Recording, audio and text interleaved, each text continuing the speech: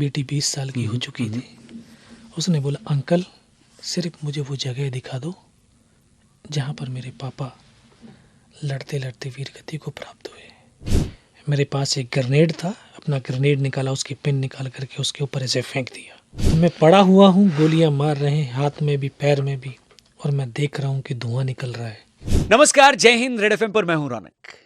क्या होती है 19 साल की उम्र? लाइफ के उस पेडिस्टल पर कुछ लोग बाल बनाना सीख रहे होते हैं तो कुछ ख्वाबों को बुनना सीख रहे होते हैं, कुछ कॉलेज डेज को यादगार बना रहे होते हैं तो कुछ एक केयर फ्री लाइफ से कलरफुल मोमेंट्स चुरा रहे होते हैं। रेड एफएम पर चल रहा है वी फॉर वेटरन्स। आज हमारे साथ स्टूडियो में जो होने वाले हैं, जो व्यक्ति मात्र 19 साल की उम्र में 1999 में यानी 1999 के कारगिल वॉर में बुरी तरह जख्मी होने के बावजूद टाइगर हिल पर दुश्मन से लड़ते रहे। इनके शौर्य और वीरता के लिए इन्हें देश का सर्वोच्च वीरता सम्मान यानी परमवीर चक्र से सम्मानित किया गया, जो आज तक सिर्फ 21 वीर सेनानियों को प्राप्त हुआ है। सो वेलकम करते हैं, स्वागत करते हैं हमारे शो में परमवीर चक्र विजेता सूबेदार major and honorary captain Yogendra Singh Yadav ji का। रेड एफएम के स्टूडियो में स्वागत है आपका सर। नमस्ते, जय हिंद। नमस्ते, जय हिंद। जय हिंद। कैसे हैं आप? मैं बहुत अच्छा हूँ। सबसे पहले तो हमारी पूरी टीम इतने दिनों से आपका इंतज़ार कर रही थी और हमारे लिए सौभाग्य की बात है, सम्मान की बात है कि आप यहाँ पर आए अपना समय निकाल कर और आज हम बातचीत कर रहे हैं। पहला सवाल मैं यही पूछना चाहूँगा, क्योंकि आपके पिता और आपके बड़े भाई भी फौज में थे, तो छोटी उम्र में आपने भी डिसाइड कर ही लिया था। क्या था वो, क्या एक छोटे से बच्चे को क्या दिखता है उसके पिता में या उसके बड़े भाई में, जो उसको ये लगता है कि यही मेरी ज़िंदगी और इसी तरफ अपने करियर को ले जाना है? हाँ, बिल्कुल, क्योंकि पिता जो है ना एक्स सर्विस मैन थे, उन्होंने 65 और 71 का युद्ध लड़ा था जी। तो फादर का बच्चों के तो कभी कभी कहानियाँ बताते हैं, लेकिन अपने साथियों को तो बताया करते जी। तो गांव का जो परिवेश है, वहाँ का जो कल्चर है कि शाम के वक्त अपने दोस्तों के साथ में बैठ कर के गपशप मारना जी, तो वो अपने साथियों को बड़े चाव के साथ बता देते कि 65 के अंदर हमने ये किया है, 71 में हम लाहौर तक पहुँचे थे और युद्धों के दौरान न खाना मिलता है न सोना मिलता है, चारों तरफ लाशें होती हैं, लेकिन फिर भी एक सैनिक अपने कर्तव्य और दायित्व को निर्वाह करने के लिए फिर भी लक्ष्य की तरफ बढ़ता है। तो ये बचपन से सुनता आ रहा था। उन कहानियों को सुनते सुनते सुनते दिल और दिमाग के अंदर वो एक छाप बनी, एक ऐसे भाव अंकित हुए, मन में बस एक ही पिन पॉइंट हो गया है, फौज में जाना है। और वही भाव पैदा हुए तभी 16 साल 5 महीने की उम्र में, क्योंकि 1 साल पहले मेरा भाई लग गया था फौज में, तो उसको देखा, उससे भी इंकरेज हुआ जी। और फिर आखिरकार निश्चय किया 27 दिसंबर 96 को फौज में भर्ती होकर के चला गया। सो 1996 आपने ज्वाइन किया, 1996 में। बिल्कुल। मई 1999 आपकी शादी भी हुई थी तब? हाँ, बिल्कुल। और यही वो टाइम था जब युद्ध, कारगिल का जो युद्ध था वो एकदम नेक्स्ट लेवल पे पहुंच गया था, ज़ोर से एकदम आगे बढ़ा और अचानक से पूरा देश, पूरी दुनिया उसकी बात करने लगी।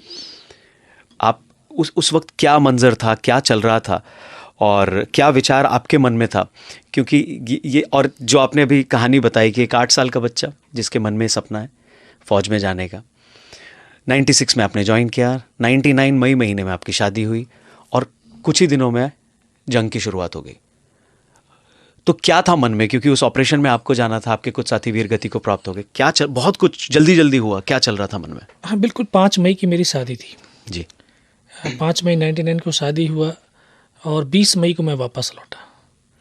मैं 20 तारीख को जब जम्मू ट्रांजिट कैंप में पहुंचा तो मुझे वहाँ पे पता चला कि युद्ध शुरू हो गया है और हमारी बटालियन जो कि कश्मीर वैली के अंदर थी उसको उठा करके द्रास सेक्टर में भेज दिया और तोलोलिंग की लड़ाई वो लड़ रही है।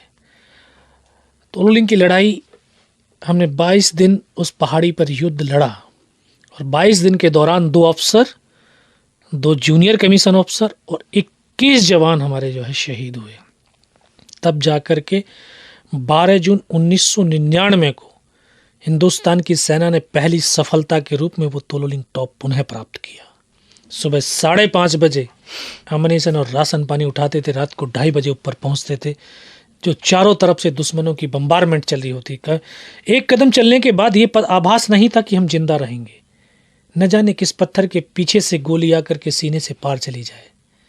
आटे के बम जब गिरते थे तो उनकी काउंटिंग करते थे कि 1 गिर गया, 2 गिर गया, 3 गिर गया, 4 गिर गया, 5 गिर गया, और 5 गिरने के बाद चल देते थे। सर 4 जुलाई 1999 18 ग्रेनेडियर्स की जो घातक प्लेटून, आप उसका हिस्सा थे। टाइगर हिल पर चढ़ाई शुरू हुई। एक तरफ बर्फ से ढका एक पहाड़ी, एक क्लिफ, दूसरी तरफ घाटी, दुश्मन भी है, जंग चालू हो चुकी है। इतनी मेहनत से आप लोग ऊपर चढ़ रहे हैं। आपके जो साथी थे, आपके साथ जो उस चढ़ाई को कर रहे थे, उन सब के भी मन में क्या चल रहा था? वो लोग क्या, जब ब्रेक लेते थे आप लोग कुछ समय के लिए, तो आप लोग एक दूसरे से शेयर करते थे? आपको अभी भी मंजर याद आता है कि क्या बातचीत हो रही थी, कैसे एक दूसरे को आप लोग मोटिवेट कर रहे थे? डर भी लग रहा होगा, बट जज्बा भी स्ट्रांग था। तो बिल्कुल, जब क्योंकि टाइगर हिल इतराज सेक्टर की सबसे महत्वपूर्ण पहाड़ी थी जी, 16,500 फीट ऊंची वो पहाड़ी। जो घातक प्लेटून, उसमें एक ऑफिसर, एक जूनियर कमीशन ऑफिसर और 19 जवान थे जी, जिसमें मैं एक शामिल था और सबसे जूनियर सिपाही था। दुश्मन ऊपर बैठा हुआ है, दूर से दूर हमें आसानी से बर्बाद कर सकता है जी। इसलिए रात का सहारा लेना पड़ा। तो हमने उस पहाड़ी पर 2 रात और 1 दिन दुश्मन की भारी गोलाबारी, -20 डिग्री टेम्परेचर, बाप रे। इन सब परिस्थितियों के बावजूद ये हिंदुस्तान के सैनिक कंधे से कंधा और कदम से कदम मिलाते हुए आगे बढ़ते रहे। टाइगर हिल के शिखर की तरफ जब बहुत करीब पहुंचे तो ये तो निश्चित था कि यार वापस आएंगे कि नहीं आएंगे। अब ये भी है कि रेडियो सुनते थे, सबके पास रेडियो थी जी, तो ये पता था कि भाई उत्तर प्रदेश से हूं मैं। जी। उत्तर प्रदेश और बिहार ने सबसे पहले 10-10 लाख रुपए किया था। सेंट्रल गवर्नमेंट के 10 लाख थे। भाई 20 लाख घर वालों को मिलेंगे अगर हम मर गए। तो आपस में बातचीत कर दे, भाई अगर मैं मर गया तो क्या होगा? 20 लाख मिलेंगे। कुछ बोलते यार ऐसा करना, आधा पत्नी के नाम, आधा माँ बाप के नाम। बोले सारे मर गए फिर क्या होगा? बोले ऐसे करो, रजिस्टर में लिख दो। ऐसे करते हुए हम आगे बढ़ते रहे। तीसरी रात का वो मंजर, 3 और 4 जुलाई की रात, वो स्वप्न तो आज भी अगर उस चीज़ को देखते हैं, बात कर रहा हूँ, तो वो दृश्य आज भी सामने है कि सामने दुश्मन की भारी गोलाबारी चल रही है। एक एक करके दुश्मन भी मारा जा रहा है और हमारे साथी भी शहीद होते हुए चले जा रहे हैं। मेरे नौजवान साथियों, आपने सिर्फ फिल्मों के अंदर देखा होगा कि गर्दन कट की है, धड़ चलता है। मैंने उन पलों को जिया है कि किस तरह से हिंदुस्तान के सैनिक का जब गर्दन कटती है और धड़ भी दुश्मन की तरफ चलता है और 2 कदम चलने के बाद वो गिर जाता है। और वो पल भी आया जब मेरे सारे साथी शहीद भी हो गए। हम 7 ऊपर टॉप पर चढ़ पाए थे, 7 में से 6 शहीद हो गए। जख्मी था, सर से लेकर के पैर तक लहूलुहान था, लेकिन हौसला नहीं कम होने दिया। इन्हीं विचारों के साथ अपने साथियों की उनकी मृतक शरीरों के पास लेटा रहा। दुश्मन के 2 बार हमले हुए सबको तोड़ दिया। तीसरी बार उनका एक कैप्टन कमांडर, क्योंकि जब अम्निशन ही समाप्त हो गया, अब क्या करूँगा जी। उन्होंने बोला इनको रीचेक करो, इनमें से कोई जिंदा तो नहीं है। तो आकर के एक एक को गोलियां भी मारी उन्होंने। तो मैं पड़ा हुआ हूँ, गोलियां मार रहे हैं, हाथ में भी पैर में भी, और मैं देख रहा हूँ कि धुआं निकल रहा है। लेकिन उस गोली की पीड़ा को चुपचाप पड़ा सहता रहा। उनको यकीन नहीं हुआ कि इनमें से जिंदा भी कोई होगा कि नहीं है। उसके बाद उनका जो कमांडर था उसने बोला कि नीचे जो हिंदुस्तान का पोस्ट है, तो टाइगर हिल की बगल में मस्को घाटी थी, उसको मैसेज किया कि हिंदुस्तान का नीचे जो पोस्ट है उसके ऊपर हमला कर दो।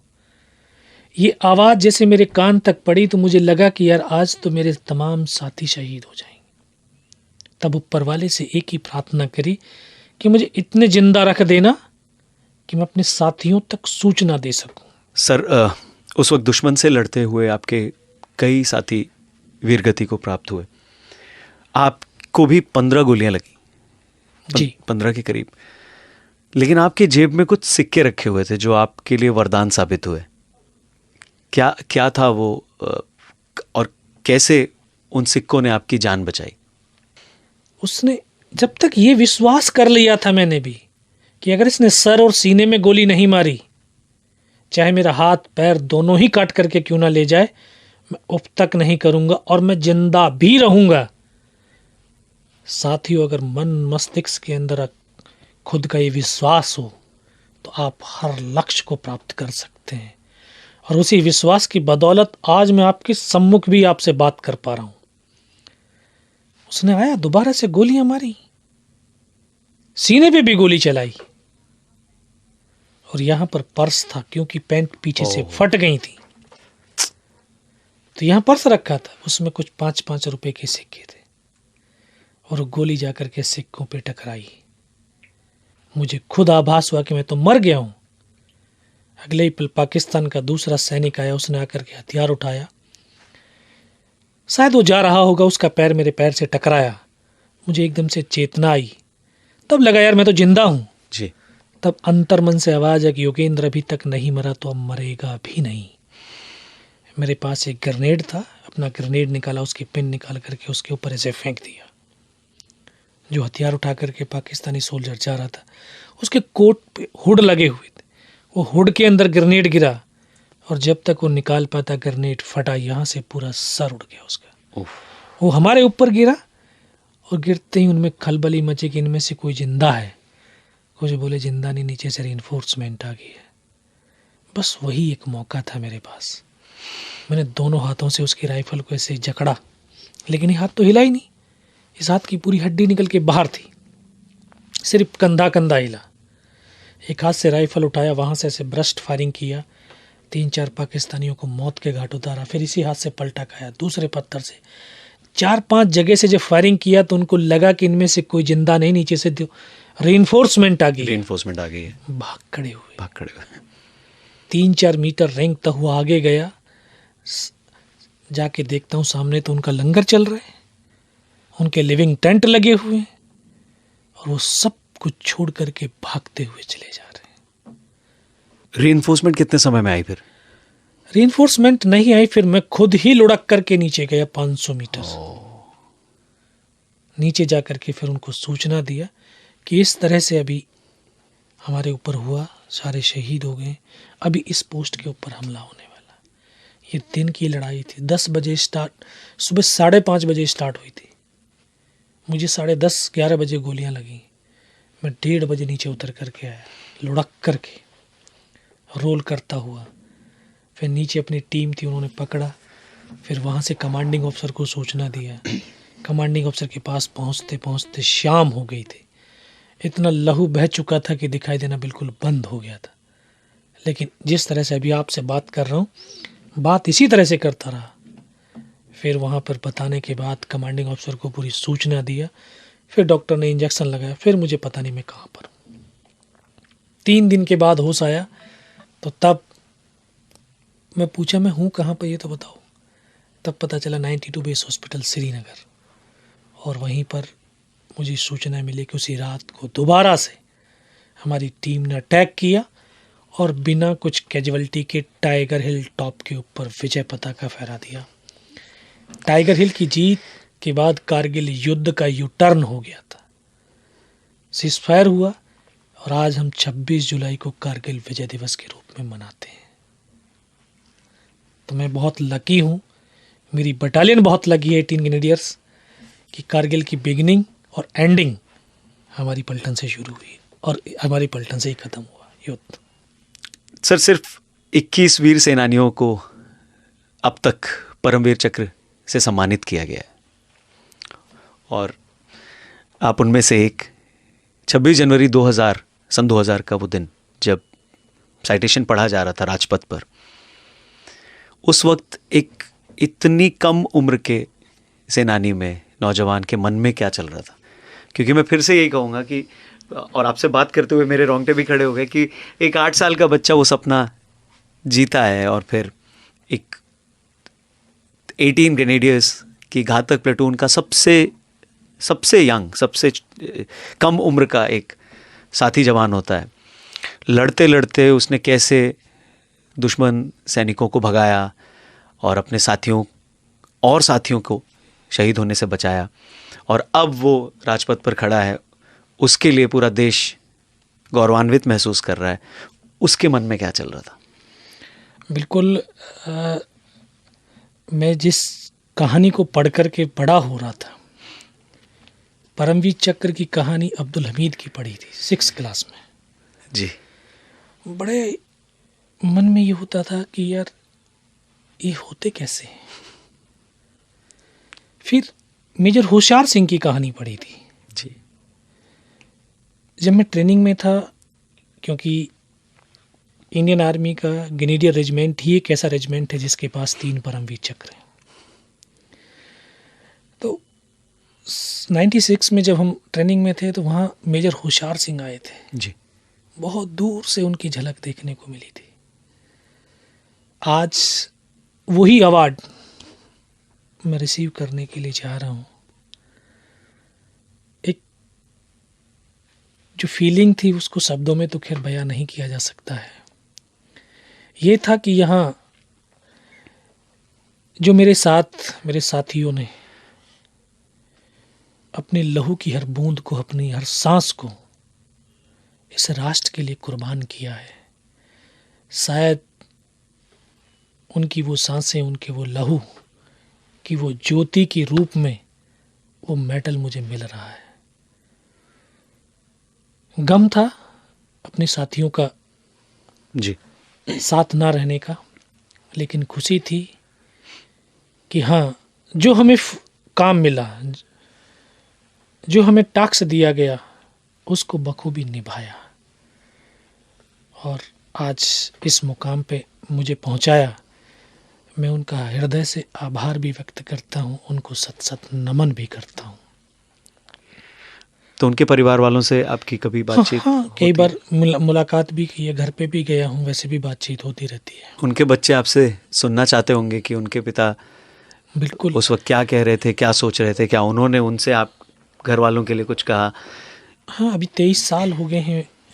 अभी एक ऐसी भी बेटी भी है कि जो गर्भ में 3 महीने की थी जब उनका फादर एक्सपायर हुए। 2020 के अंदर जब वो कारगिल गई, बेटी 20 साल की हो चुकी थी, उसने बोला, अंकल सिर्फ मुझे वो जगह दिखा दो जहाँ पर मेरे पापा लड़ते लड़ते वीर गति को प्राप्त हुए। तो दूर से दिखाया उनको कि हाँ, ये वाला रिज इस जगह पर था। बोला, बस मैं उस पावन धाम को देखने के लिए आई हूँ। तो ऐसे बहुत सारे बच्चों के जवाब होते हैं, सवाल होते हैं।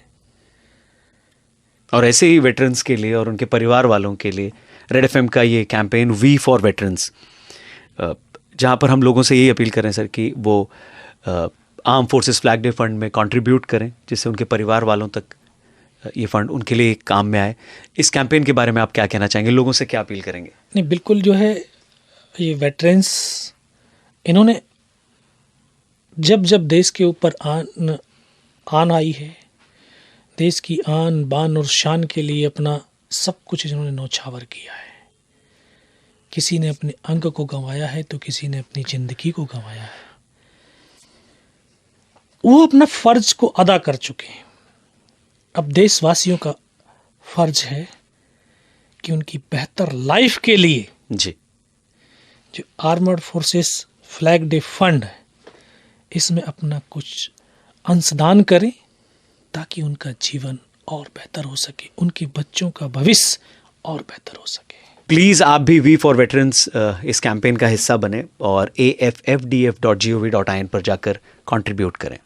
हमारे वेटरन्स और उनके परिवार वालों की बेहतर ज़िंदगी के लिए इस फंड को इस्तेमाल किया जाएगा। Arm forces flag day fund में कंट्रीब्यूट जरूर करें। 93.5 रेड एफएम बजाते रहो। जय हिंद।